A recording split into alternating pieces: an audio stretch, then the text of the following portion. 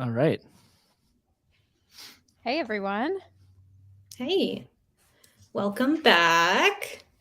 Hope you had a good chance to stretch your legs and get a snack or something during the break. We are going to, in this session, be talking a little bit more in depth about something that we touched on earlier, which is the WordPress domains portal. Earlier, we talked about how the three systems work together and how WordPress acts as a sort of wrapper delivery system for those cPanel accounts, those basically collections of tools that Domains makes available to users. And this time we're going to just go a little bit more into detail about how that system works and what it means for your users. Is there anything I'm missing before we get started? Let's do it. Yeah. Alrighty. Cool. Let's just pop that in. So this is the front page WordPress for State University. You may be familiar. We talked about it earlier.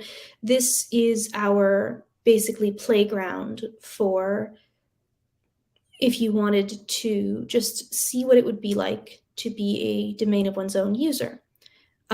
This front page is what we sort of have out of the box for any given domain of one's own institution. You can always customize it later, and I'll talk about that in a second.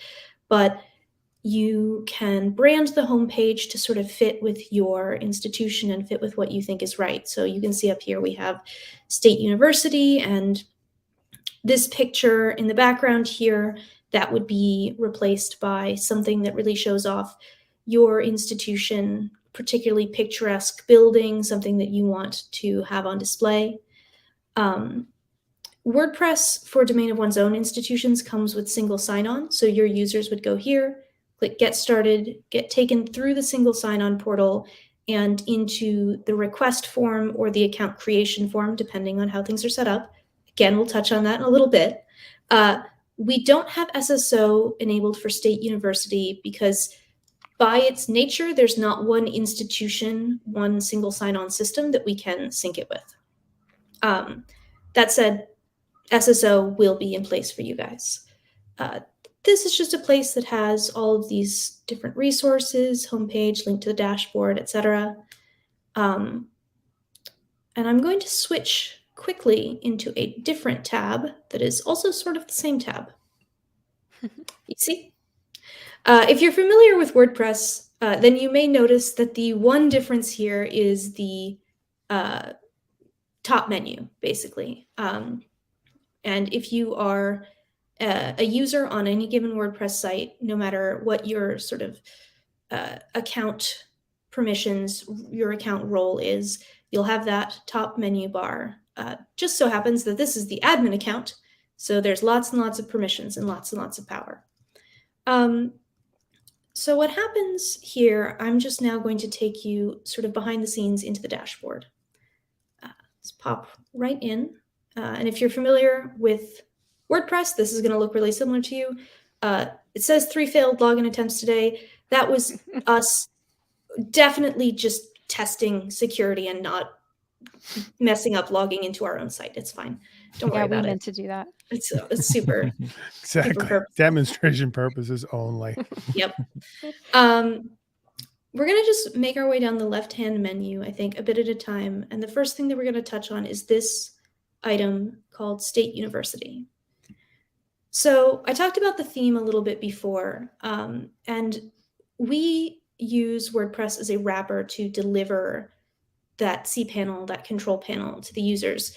And what that means is that there's some custom code in the theme that brings in the cPanel and combines it with that WordPress branding and SSO enabled page to make everything available to your users very quickly and easily.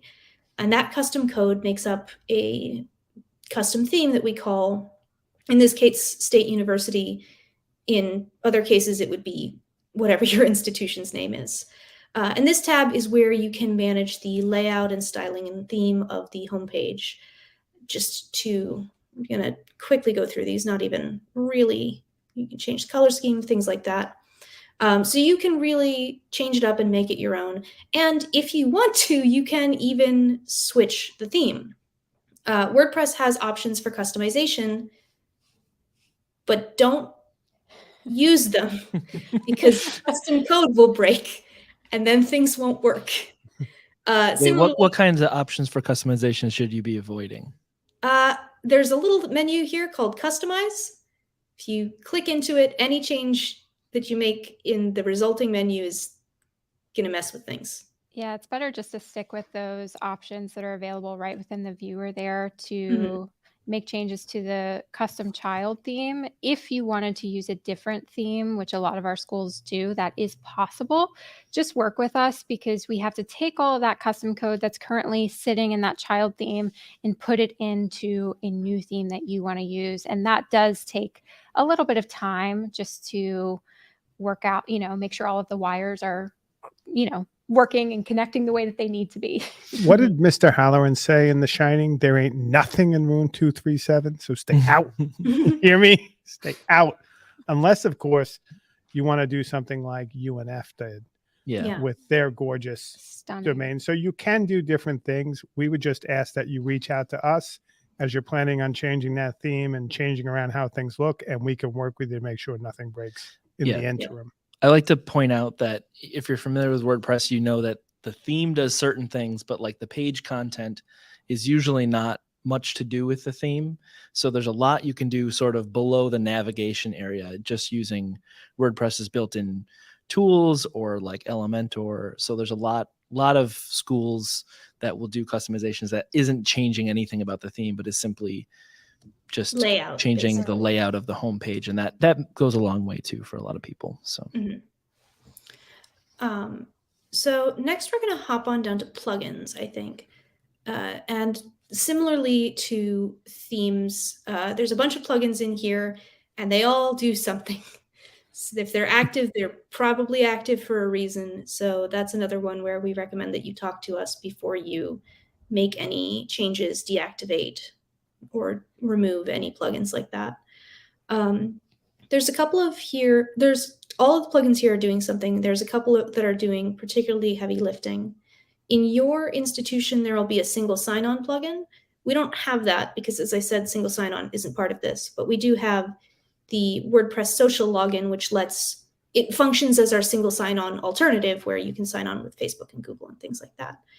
We also have remove dashboard access, which, if you're familiar with WordPress, users can have different sort of tiers of roles, and the tier of their role gives them certain permissions. But all of those roles can sign into a version of the backend that's stripped down depending on the tier, with admins having the most options. Remove dashboard access means that instead of doing that, they'll see something else when they log in, which is really what we want, because what we want is for them to log in and see their account and their cPanel. They don't need to go behind the scenes for WordPress because that's not really why they're here. And removing dashboard access is just a way to make that happen.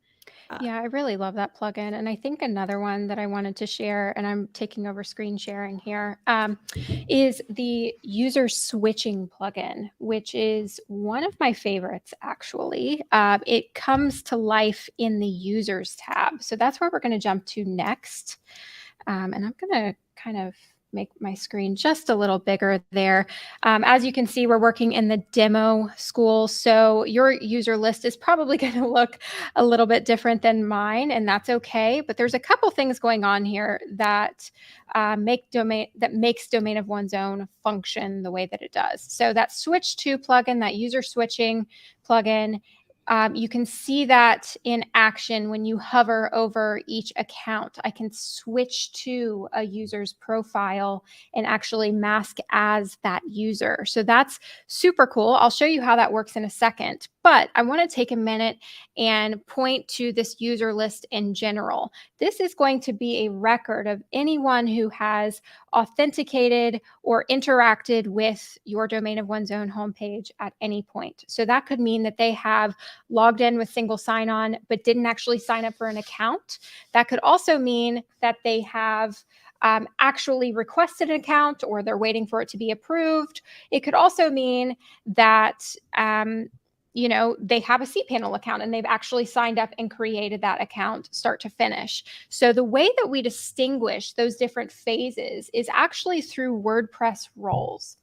Okay, so in a standard setup, the subscriber role is always going to be associated with someone who has logged in but doesn't yet have an account. So maybe they signed in, saw the sign up form and said, I'll do this later. Or maybe they're waiting for that account to be approved so they can create it. So they're somewhere in that process. The author role is going to be associated with someone who has access to that sign up form or who actually has a cPanel account. So a couple ways we can do this. Some schools like to have a request form where they're requesting an account, and we're using Carleton as an example here because I love this request form where you can capture a little bit more data. Who are you? Why do you want to use this?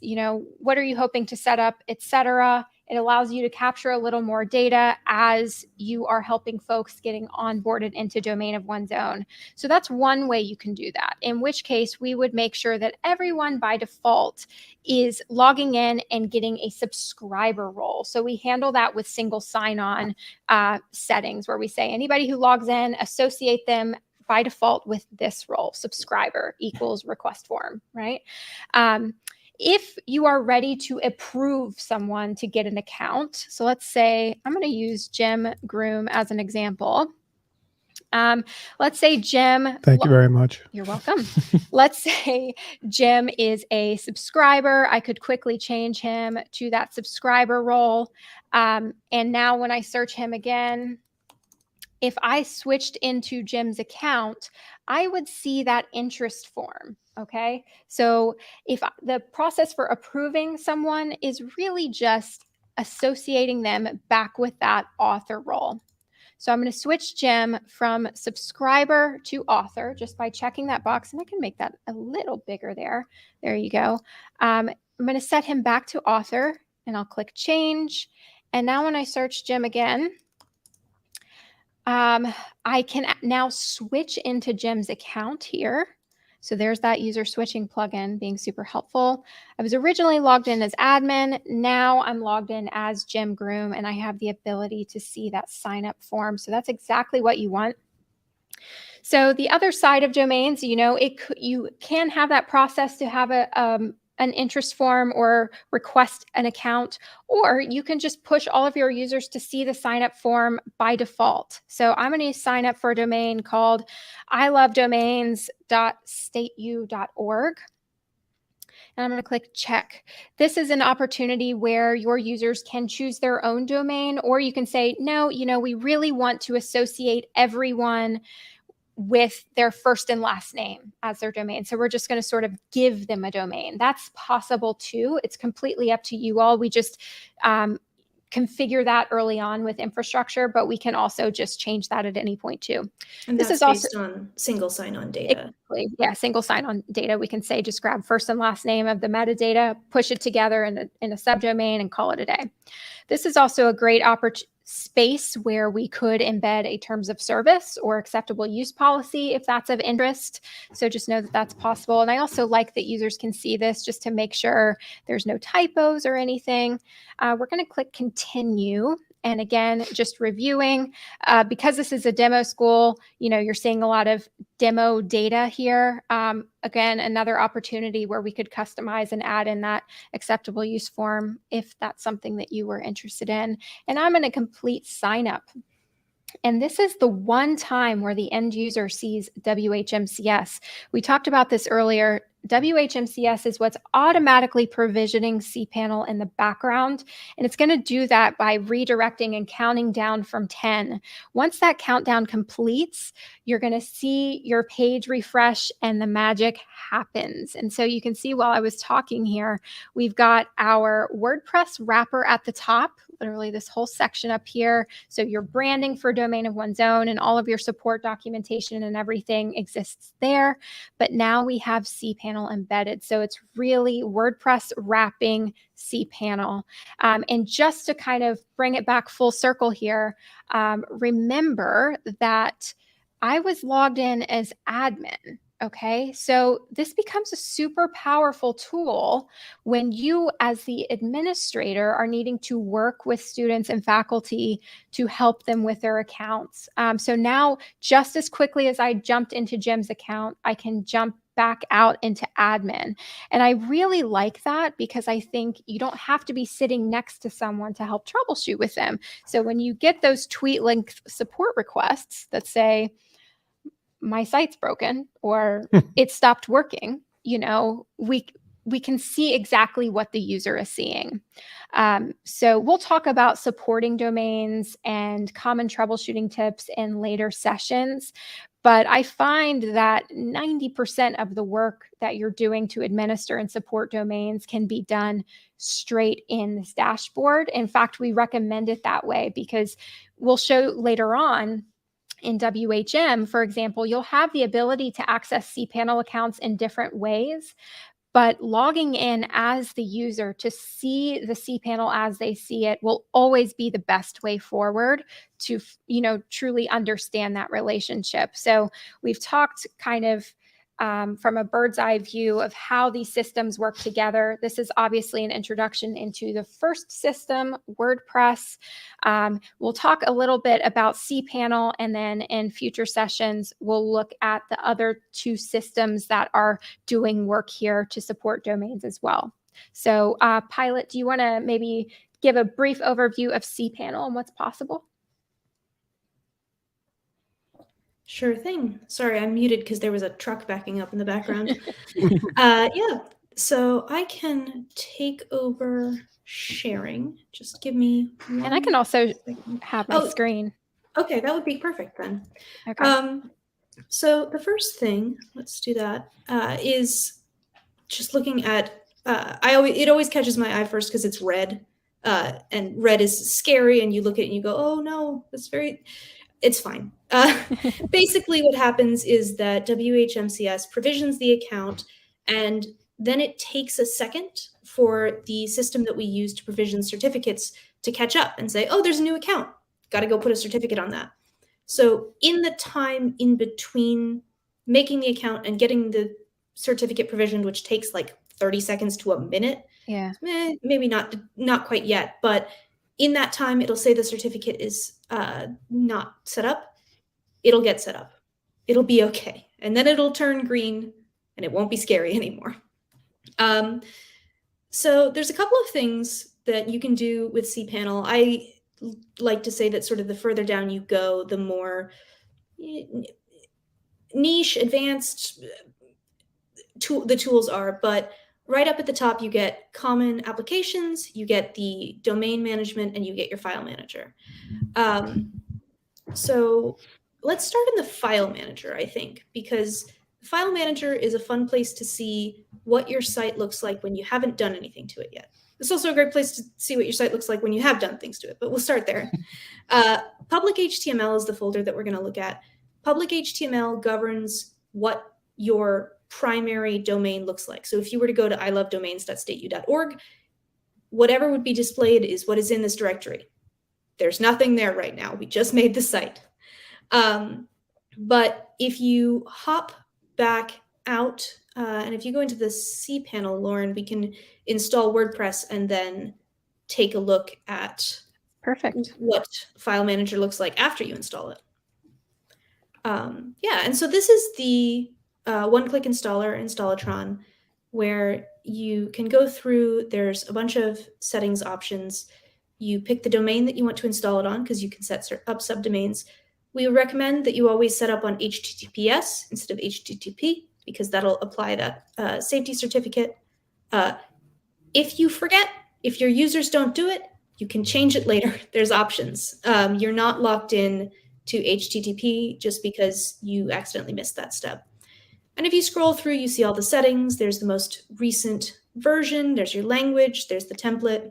This is also Sorry, I was just going to say this is also, you can see here a little introduction to what we'll talk about later, which is something called site templates or slots. So you can actually template versions of applications, and then in the process of installing, say, I don't want a clean version. I want something that my professor has created for a course or something. So anyway, we'll jump into that more later, but for now we will do a clean WordPress install. And notice the domains community site. Yeah. We can now mention that. Woohoo. It's real. Yeah. So if you scroll through, you find a bunch of different settings, license agreement, updates, things like that. And by default, your users have the option to pick radio buttons, whatever options they want. You can strip this down. You can say, no, you have to automatically update. You have to install whatever the newest version of WordPress is. And that's totally fine. Schools definitely do that, but we don't want to limit your users on your behalf. That's not cool. Going through, there's the username, the password, admin email, website title, tagline, all of that. And here's you can customize it right here.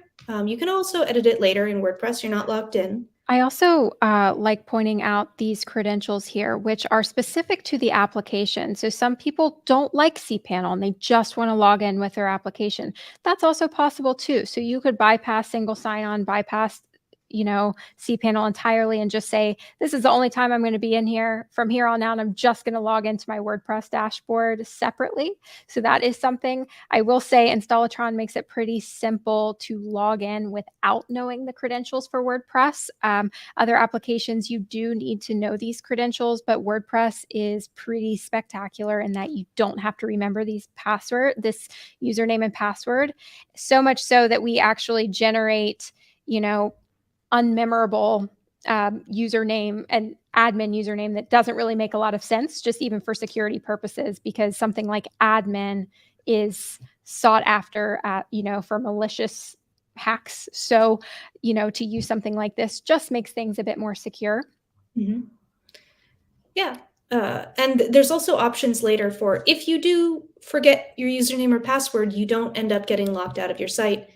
Is particularly important for those applications where you do have to keep track. WordPress has some special features that mean that that's not entirely necessary, but you can always go back in and edit those from Installatron using some of the Installatron settings editing tools. Of course, they're settings editing tools. And this view is one of my favorites, where Installatron is automatically installing those folders and files, creating the database, and just doing it all for you. So you don't have to do that manually, which is pretty cool. Mm-hmm. Like magic. Yeah. And so now if you go to ilovedomains.stateu.org, where there was previously absolutely nothing, now there's a whole WordPress site. Exactly. It's amazing. Oh, I was just going to say, and now if we go back to that file manager where we started off in the beginning, we pop back into public HTML. Oh, I'm not going to rename it. I'm just going to pop back in it. You can see that it's been populated with those WordPress folders and files. So you could pop into WP content, go to the plugins folder, and see what plugins were automatically installed and activated when you clicked one button, which I think is super cool. And I remember as a student seeing this for the first time and just feeling like a light bulb went off, trying to unpack how the web worked on the back end. This was just a really cool moment for me. So yeah, I don't know. I said magic before. I stand by that. It's like pretty magic. Yeah. And it's magic that consists of files and directories, which makes it a little bit more accessible. Totally. Files and directories are my favorite type of magic, Yeah, personally. exactly. Actually, Go ahead. Oh, I was just going to say that on the topic of files and directories, we do have some schools that use domain of one's own for their beginning web design programming classes like that, for writing HTML, CSS, and JavaScript. And so that's part of what the file manager is for, is you can have students write those files and then go in, pop them right in, set up the site all by themselves. Exactly. WordPress is super popular, but part of the point of this is the flexibility, and you can build your whole site from absolute scratch if you want. Yeah, and I'm also just kind of flipping through here the amount of applications that we offer by default. But this is also a good point to talk about how you can customize cPanel. cPanel is cool in that there's so much here, but it can also feel overwhelming for beginner users. And so later today, when we talk about WHM, which is the cPanel server, we'll talk about how you can customize cPanel to be a little more digestible for your community. And you can actually create multiple versions of cPanel too. So if you want to have a really stripped down version for beginners that everyone gets by default, and then maybe a more advanced cPanel or a faculty cPanel with more storage, access to more applications, you know, some of the advanced functions of cPanel, that's also possible too. I will say one of the first things to usually go is that email section. Schools don't like that, and that's okay. So we can take it out. But the point here is that Reclaim is not going to take it out by default. We want you to have the keys to the kingdom as cPanel comes, and it's up to you all to determine how you want to tweak and brand cPanel for your community. I'm looking around here too, just a couple of other things. We've got the disk usage on the side here, which is a great opportunity to talk quickly about the amount of disk space that a user gets by default. Yeah. So what this means is, I think here it's about 500 megabytes, but a server will come with a certain amount of storage for 250 gigabytes by default. And that gets allotted to different accounts as they're made. Or rather, a maximum quota is allotted to different accounts. Yeah. And so, go ahead. Oh, sorry, I didn't mean to interrupt. No, you. I was going to say, I just, we usually give about 1 gig to 2 gigs per user by default, but that can obviously be tweaked on a end user basis, individual users, or at scale per cPanel accounts. Yeah. But that's about where we should wrap maybe for now. If you have any questions about WordPress, please leave them in Discord and we can respond to you there. We'll also have time for Q&A later today as well. But hopefully this gives you a nice overview of what's possible in WordPress as kind of your main homepage, first step into domain of one's own. Have we missed anything? I think we're pretty good. I think that was quite good. Yeah. And just reinforcing WordPress plugins and themes within there all have a reason for being.